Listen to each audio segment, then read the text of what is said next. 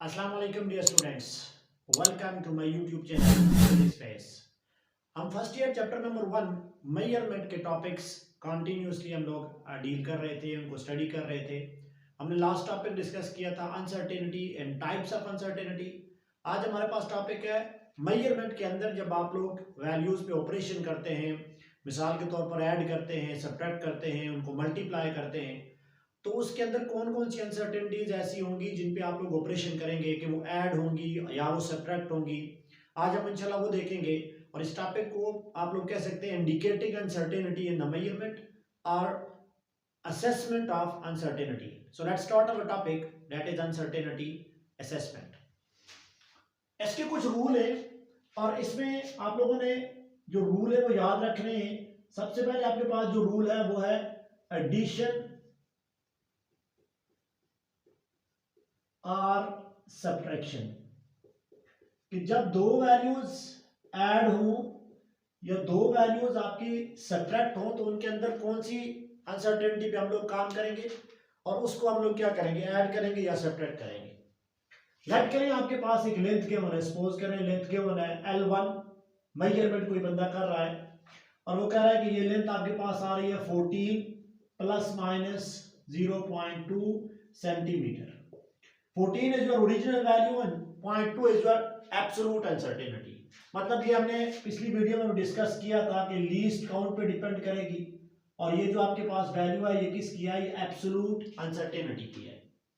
इसी तरीके से सपोज करें एक और मेजरमेंट आपने की, लेंथ 2 इक्वल टू आप कह रहे हैं 4 प्लस माइनस 0.1 सेंटीमीटर। ये दो वैल्यूज हैं अब आपके पास जिनमें आपके पास एग्जैक्ट वैल्यू भी गिवन है और इनकी एब्सोल्यूट अनसर्टेनिटी भी गिवन है। पहली वैल्यू में 0.2 एब्सोल्यूट अनसर्टेनिटी है और दूसरी वैल्यू में 0.1 एब्सोल्यूट अनसर्टेनिटी है। अगर वो कहें वैल्यूज को आप लोग सम फाइंड करें, मतलब आपने ऐड करनी है। अब जब दो वैल्यूज ऐड होगी तो ये तो वैल्यू फिगर्स आपके पास ऐड हो जाएंगे, तो 14 प्लस 4 ये वैल्यू आपके पास आ जाएगी 18 प्लस माइनस, तो स्टूडेंट्स याद रखनी है ये जो एब्सोल्यूट अनसर्टेनिटी है ये ऐड हो जाएंगी, तो 0.2 और 0.1 तो ये वैल्यू क्या बनेगी 0.3 सेंटीमीटर। ये तब आपने किया जब दो वैल्यूज को आपने क्या कर दिया, आपने ऐड कर दिया।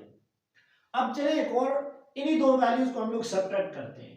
अगर वो कहे कि आपने दो वैल्यू का सब्ट्रैक्शन लेना है, आप जो LT लेंगे वो माइनस करके लेंगे, तो 14 माइनस 4 यहां पे तो वैल्यू आ जाएगी 10 प्लस माइनस। अब ये बात याद रखने की है कि इस केस के अंदर भी एब्सोल्यूट अनसर्टेनिटी ऐड हो जाएगी, तो यहां पे वैल्यू क्या आ जाएगी 0.3 सेंटीमीटर। बस एक चीज याद रखनी है, एडिशन एंड सब्ट्रैक्शन के केस में एब्सोल्यूट अनसर्टेनिटी आपने क्या कर दी, ऐड कर दी।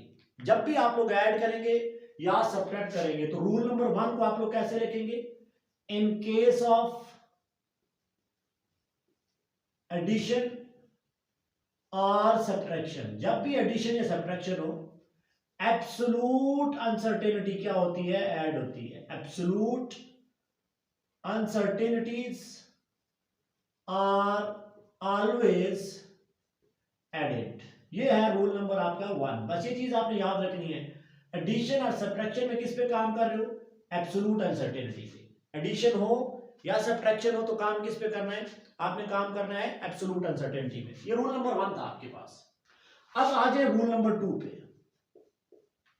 रूल नंबर 2 हम लोग कहते हैं प्रोडक्ट और कोशेंट, मतलब आप लोग मल्टीप्लाई करेंगे या आप लोग किसी वैल्यू को डिवाइड करेंगे। अब इसकी एक एग्जांपल करते हैं, फिर इस पे कुछ शॉर्ट ट्रिक से फार्मूला भी करेंगे। लेट करें आपको वो वैल्यू दे रहा है वोल्टेज की, वोल्टेज की वैल्यू है 8 वोल्ट और इसके अंदर वो कह रहा है जो एब्सोल्यूट अनसर्टेनिटी है डेल वी वो आपके पास आ रही है 0.1 वोल्ट की, और वो करंट की वैल्यू दे रहा है, सपोज करें I इक्वल टू 3 एम्पियर ले लें, और जो करंट में एब्सोल्यूट अनसर्टेनिटी दे रहा है वो आपके पास सपोज करें वो दे रहा है 0.04 एम्पियर की। अभी दो वैल्यू आपको गिवन कर रहा है और आपसे डिमांड क्या कर रहा है, वो कह रहा है चलें रेजिस्टेंस की वैल्यू फाइंड आउट करें पहली चीज, and then uncertainty and resistance find out करें, डेल आर की वैल्यू फाइंड आउट करें।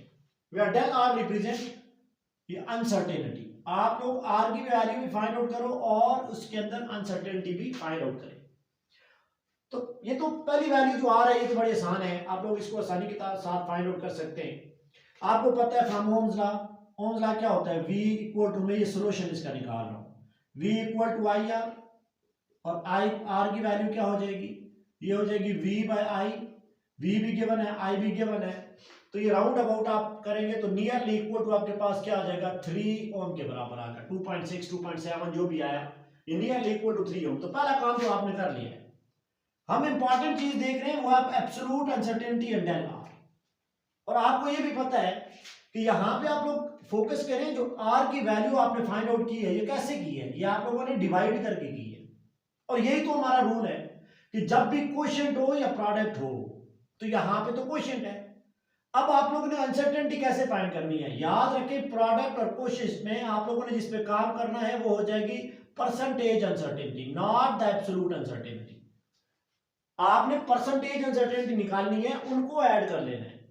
मतलब अब आपके पास क्या हो जाएगा, परसेंटेज अनसर्टेनिटी V में निकालेंगे, फिर परसेंटेज अनसर्टेनिटी I में निकालेंगे। तो लेट्स पहला टॉपिक, क्योंकि ये एब्सोल्यूट गिवन है, ये गिवन कौन सी है, ये गिवन है एब्सोल्यूट, और फाइंड आउट कौन सी करनी है, फाइंड करनी है परसेंटेज अनसर्टेनिटी। और रीजन क्या है कि V और I आपके पास डिवाइड हो रहा है। तो सबसे पहले हम इस V के अंदर परसेंटेज अनसर्टेनिटी फाइंड करेंगे। तो आप लोग फाइंड करें परसेंटेज अनसर्टेनिटी, किसके अंदर फाइंड कर रहे हो, V के अंदर। फार्मूला क्या था आपके पास, फार्मूला याद है, delta V over V into क्या हो जाएगा 100, डेल्टा V भी गिवन है 0.1, V भी गिवन है 8, तो 0.1 बाई 8 इंटू 100, तो ये राउंड अबाउट आपके पास वैल्यू आ जाएगी 1% की। कितने परसेंट आ गई परसेंटेज अनसर्टेनिटी वोल्टेज के अंदर, 1%। इसी तरीके से आप दूसरा काम करना है, आई के अंदर परसेंटेज अनसर्टेनिटी लिख लेंगे। तो परसेंटेज अनसर्टेनिटी किस में आ जाएगी, अब आ जाएगी करंट में। तो उसके लिए फार्मूला क्या होगा, उसके लिए फार्मूला होगा डेल्टा आई ओवर आई इनटू क्या करेंगे 100। डेल्टा आई भी गिवन है, आई भी गिवन है, तो ये भी round about nearly equal to आपके पास क्या आ जाएगी 1%। ये दोनों परसेंटेज अनसर्टेनिटी आपने निकाल ली है। मैं फिर कह रहा हूं, यहां पे क्वेश्चन यूज किया है, आपने डिवाइड किए दो वैल्यू, तो आप इन डायरेक्ट दो वैल्यूज को ऐड नहीं करेंगे, आपने परसेंटेज अनसर्टेनिटी पे काम करना है। और परसेंटेज अनसर्टेनिटी का हमारे पास क्या फार्मूला था, del V by V del K by K into आप लोग 100। अब ये दोनों परसेंटेज अनसर्टेनिटी है, इनको ऐड कर लें। तो जब आप लोग इनको ऐड करेंगे तो जो टोटल परसेंटेज अनसर्टेनिटी आएंगी, टोटल परसेंटेज अनसर्टेनिटी आएंगी, वो क्या आएंगी 1% प्लस 1%, तो ये वैल्यू आपके पास क्या आ जाएगी, ये वैल्यू आपके पास आ जाएगी 2% की। इसका मतलब है कि प्रोडक्ट और क्वोशिएंट में परसेंटेज अनसर्टेनिटी क्या होती है, एडेड होती है। बस ये चीज आपने याद रखनी है। अब अगर वो कहें डेल आर की वैल्यू फाइंड करें, तो डेल आर के अंदर अनसर्टेनिटी कौन सी होगी, परसेंटेज होगी। तो आप लोग लिखेंगे finally percentage uncertainty in R. तो कैसे स्टूडेंट्स फाइंड करेंगे, फार्मूला वही है, del R by R into क्या करोगे 100, और इस आर के अंदर ये दोनों परसेंटेज, ये टोटल अनसर्टेनिटी है, ये ऐड हो जाएगी, तो ये हो जाएगी इक्वल टू 2%। अब हमने वैल्यू किसकी फाइंड करनी है, डेल आर की। तो आप लोग लिखेंगे del R equal to 2 multiply with क्या हो जाएगा आर, क्योंकि ये आर उधर जाके मल्टीप्लाई हो रहा है, और ये डेल आर क्या हो जाएगा, ये डिवाइड हो जाएगा, तो ये वैल्यू आपके पास राउंड अबाउट आ जाएगी 0.06%। तो अब आप लोग देखें, हमने परसेंटेज अनसर्टेनिटी जो डेल आर है वो हमारे पास क्या आ रही है 0.06। इसका मतलब सिंपल है कि जब आपको क्वोशिएंट और प्रोडक्ट गिवन हो तो आपने काम किस पे करना है, परसेंटेज अनसर्टेनिटी पे। एडिशन और सब्ट्रैक्शन पे किस पे काम किया, एब्सोल्यूट अनसर्टेनिटी पे। लेकिन प्रोडक्ट और क्वोशिएंट में किस पे काम करेंगे, परसेंटेज अनसर्टेनिटी पे। अच्छा, आपके एमसीक्यूज कैसे आते हैं, अब वो देखें। लेट करें मास में परसेंटेज अनसर्टेनिटी गिवन है, वो आपके पास है परसेंटेज अनसर्टेनिटी है 2%। मास की परसेंटेज अनसर्टेनिटी कितनी है 2%, और V की जो परसेंटेज अनसर्टेनिटी है वो आपके पास क्या है 3%। गिवन है, परसेंटेज अनसर्टेनिटी फाइंड नहीं किया आपने, गिवन है। वो कहेगा टोटल अनसर्टेनिटी जो मोमेंटम में आएगी वो क्या होगी, तो आप लोग परसेंटेज अनसर्टेनिटी को क्या कर ले, ऐड कर ले। तो आपके पास वैल्यू क्या आ जाएगी, जो डेल्टा पी की वैल्यू आ जाएगी वो 3/2 क्या आ जाएगा 5%। मतलब परसेंटेज अनसर्टेनिटी, क्योंकि मोमेंटम क्या होता है, मोमेंटम होता है P इक्वल टू mv। जब भी वैल्यू आपकी क्वेश्चन में हो या वैल्यू आपकी डिवीजन में हो फार्मूले के अंदर, जो फार्मूला आप लोग फाइंड आउट कर रहे हैं, तो वहां पे काम करना है आप लोगों ने परसेंटेज अनसर्टेनिटी पे। इवन दो कुछ बुक्स के अंदर लास्ट में जाके उसको फ्रैक्शन में भी कन्वर्ट कर लेते हैं, लेकिन परसेंटेज और फ्रैक्शन में सिर्फ आपकी परसेंटेज जो होती है वो मल्टीप्लाई विद 100 हो जाएगी। और जब आप लोग सिंपल वैल्यूज को ऐड करेंगे या सब्ट्रैक्ट करेंगे तो याद रखें आपने काम करना है एब्सोल्यूट अनसर्टेनिटी के ऊपर। ये दो रूल है। अब तीसरा जो आपके पास रूल है, रूल नंबर 3, रूल नंबर 3 वो आपके पास है uncertainty and power values and power quantity है। ऐसी क्वांटिटी जिसके ऊपर आपके पास क्या होगा, पावर होगी। तो इस केस में भी आप लोग रूल पहले याद रख लेंगे। इस केस में जो परसेंटेज अनसर्टेनिटी होगी वो मल्टीप्लाई हो जाएगी with the power of quantity. जो क्वांटिटी की आपके पास क्या होगी, पावर होगी। ये रूल आपने याद रखना है। मतलब यहां पे भी आपने क्या करना है, परसेंटेज अनसर्टेनिटी फाइंड आउट करनी है और टोटल अनसर्टेनिटी निकालने के लिए परसेंटेज अनसर्टेनिटी को मल्टीप्लाई करना है पावर ऑफ क्वांटिटी के साथ। मतलब चलिए हम लोग एक एमसीक्यू यूज करते हैं, क्वेश्चन यहां से करते हैं, आपको समझ आ जाएगी। सपोज करें वो कह रहा है जो रेडियस गिवन है वो रेडियस गिवन है 2.25 प्लस माइनस 0.01 सेंटीमीटर। और वो आपसे क्या कह रहा है, वो कह रहा है volume of sphere find out करें। Then volume of the sphere will be and percentage uncertainty in the volume of sphere will be. ये दोनों चीजें वो कहेगा फाइंड आउट करें आप लोग। वैल्यू उसने गिवन की हुई है, वैल्यू इज दिस, ये वैल्यू उसने गिवन की हुई है। अब वो कहेगा परसेंटेज अनसर्टेनिटी वॉल्यूम के अंदर फाइंड आउट करें और वॉल्यूम ऑफ स्फीयर फाइंड करें। तो स्टूडेंट्स आपको पता है पहला चीज तो बड़ी आसान है, वॉल्यूम ऑफ स्फीयर क्या होता है, ये होता है 4/3 पाई r क्यूब के बराबर होता है। अब 4/3 कांस्टेंट है, पाई कांस्टेंट है, r की वैल्यू क्या है 2.25। तो जब ये वैल्यू आप लोग लिखेंगे तो ये राउंड अबाउट आपके पास वैल्यू आ जाएगी नियरली इक्वल टू आपके पास क्या आ जाएगा 48 सेंटीमीटर क्यूब। लेट्स सपोज ये वैल्यू आपके पास आ गई। अब प्रॉब्लम किसकी है, प्रॉब्लम आपके पास है डेल्टा वी की। मतलब हमने उसमें अनसर्टेनिटी फाइंड करनी है और अनसर्टेनिटी यहां पे कौन सी होगी, हमेशा होगी परसेंटेज। और गिवन कौन सी है, गिवन आपको एब्सोल्यूट।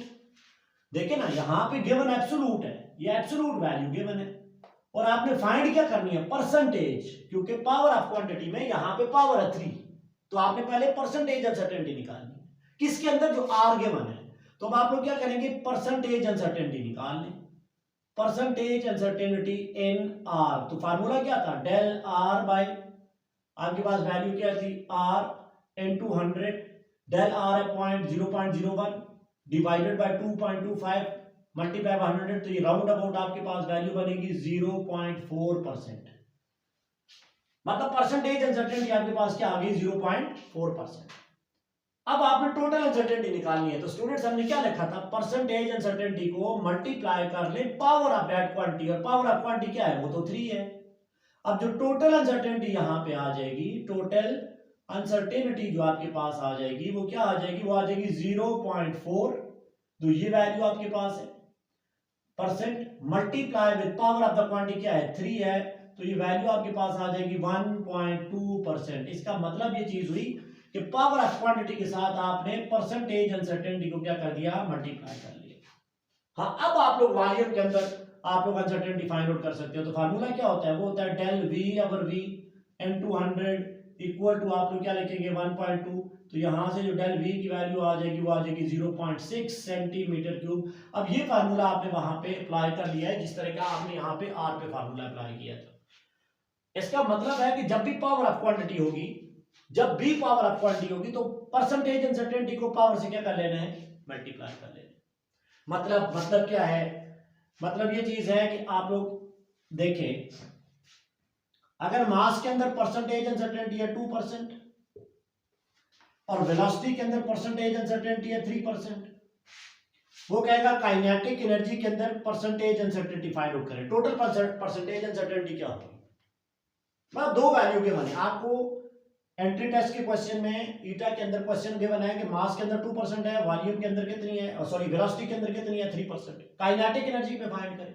और आपको तो पता है यार काइनेटिक एनर्जी क्या होती है, ये होती है हाफ mv², मतलब m is multiply with v, लेकिन v की यहां पे पावर है तो पहले v को किससे मल्टीप्लाई करना है, 2 से, because there is a power 2, तो v की वैल्यू क्या हो जाएगी, ये हो जाएगी 2 मल्टीप्लाई विद 3, तो ये हो जाएगा 6%। इसका मतलब है मास के अंदर अनसर्टेनिटी कितनी है, 6%, सॉरी वेलोसिटी के अंदर, और मास के अंदर कितनी है, 2, दोनों को ऐड कर लें तो काइनेटिक एनर्जी के अंदर जो absolute uncertainty, sorry percentage uncertainty आएगी वो आ जाएगी आपके पास 6, और 2 कितनी आ जाएगी, ये आ जाएगी 8%। ये चीज आप लोगों को मैं समझाना चाह रहा हूं कि आप लोगों ने परसेंटेज अनसर्टेनिटी पे काम करना है, लेकिन देखना है जो फिजिकल क्वांटिटी जिसको वो गिवन पूछ रहा है वहां पे कोई पावर है या नहीं है। लेट करें ना आप लोग एक सिंपल मीनिंग की अगर बात करें, किसी भी फिजिकल क्वांटिटी, कोई भी फिजिकल क्वांटिटी है, कोई टी है, पी है, जो भी है, वो लिखा हो a/b², या चलें इसको ab³ कर लें। लेट करें यहां पे a आपके पास एक फिजिकल क्वांटिटी है और b भी फिजिकल क्वांटिटी है। वो कहे जो a के अंदर जो परसेंटेज अनसर्टेनिटी है वो 3% है, b के अंदर जो परसेंटेज अनसर्टेनिटी है वो 2% है, तो आप टोटल अनसर्टेनिटी p में फाइंड करें। तो यार वही बात आ गई, p के अंदर फाइंड करने के लिए क्या करेंगे, b को पहले 3 से मल्टीप्लाई करना, because power of the quantity, तो 3 से मल्टीप्लाई करें तो b की क्या आ जाएगी, 6%, और ये 3% है, तो टोटल कितनी आ जाएगी, टोटल आपके पास आ जाएगी 9%। बस ये चीज आपने देखनी है, जो वैल्यू आप लोग यूज कर रहे हो वो आपके पास क्वांटिटी कोई गिवन है या पावर फैक्टर है, जो भी है, ये आपके पास था रूल नंबर 3। अब आप लोग देखेंगे रूल नंबर